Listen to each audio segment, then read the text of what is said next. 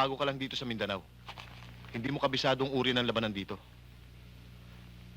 Hintayin mo na lang ang resulta ng ginawa mo.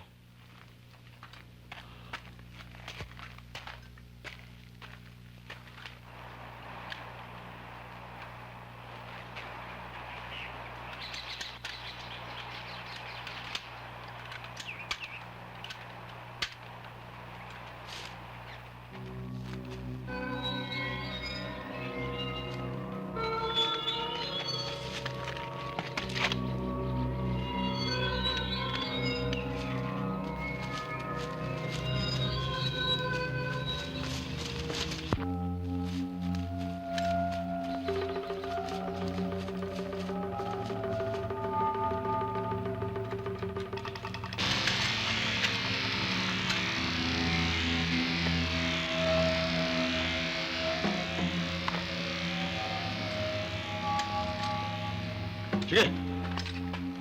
Doon!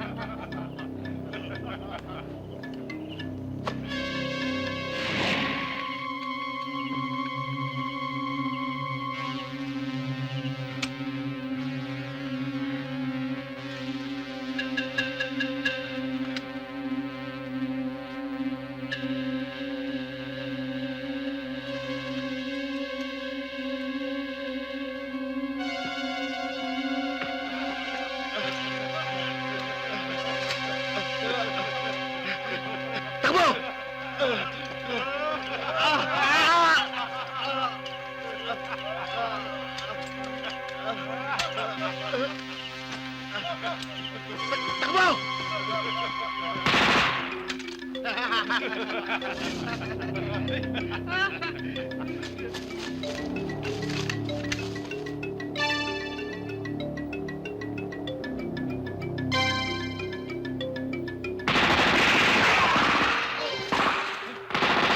Tumalas kayo! Tara!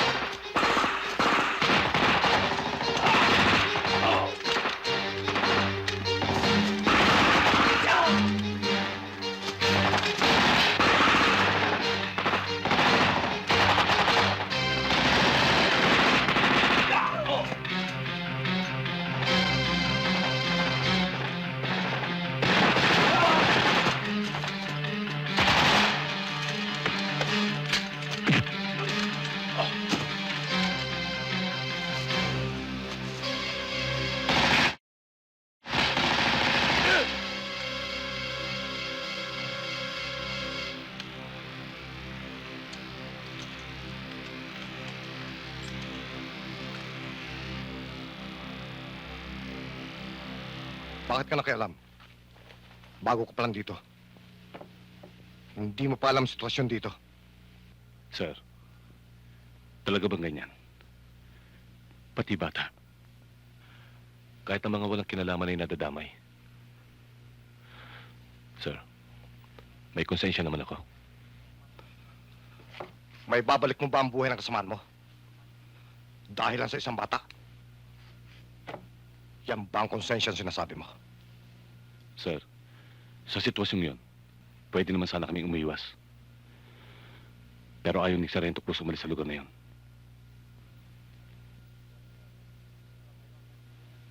Ang lugar na yon, Rendezvous Area, Amores.